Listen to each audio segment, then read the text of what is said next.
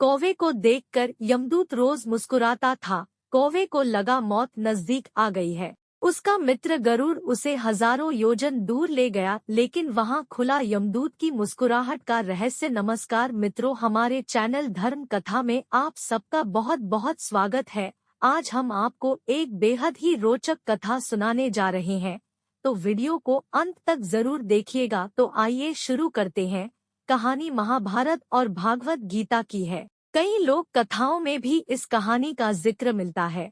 एक कौवे की गरुड़ से दोस्ती हो गई। दोनों काफी समय साथ गुजारते थे। उनमें मित्रता इतनी गहरी हो गई थी कि आपस में कभी कोई बात नहीं छिपाते थे। एक दिन दोनों एक नदी के किनारे पेड़ पर बैठे बात कर रहे थे। तभी एक यमदूत उधर से गुजरा। वो कौवे को देखकर मुस्कुराया। गरुड़ और कौवे ने उस यमदूत को अनदेखा किया और अपनी बातों में लग गए। लेकिन अगले दिन फिर वही हुआ। दोनों बातें कर रहे थे, तभी वो ही यमदूत फिर उधर से गुजरा। वो फिर कौवे को देखकर मुस्कुराया। इस बार कौवे को कुछ शंका हुई। उसने गरुड़ से कहा कि ये यमदूत मुझे देखकर कल भी मुस्कुराया था और आज भी वैसे ही मुस्कुराया। कुछ गड़बड़ है, हो सकता है मेरी मृत्यु आने वाली है। गरुड़ ने उसे समझाया कि ऐसा कुछ नहीं है, ये एक संयोग भी हो सकता है, तुम चिंता मत करो।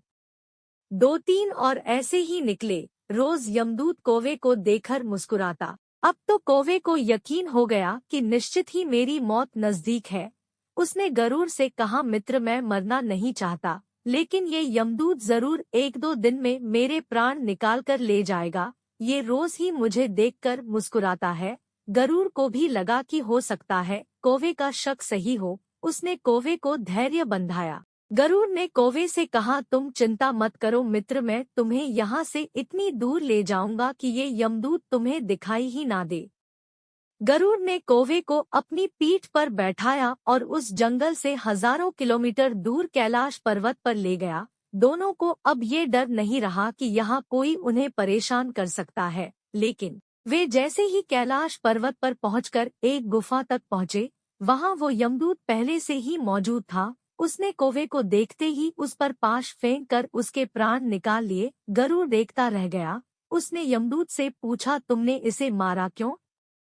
यमदूत ने कहा कि इसकी मौत इसी समय लिखी थी, इसलिए इसके प्राण निकाल लिए। गरुड़ ने फिर पूछा, तो फिर तुम इसे देखकर उस जंगल में मुस्कुराते क्यों थे? इसे मारना ही था तो वहीं मार देते।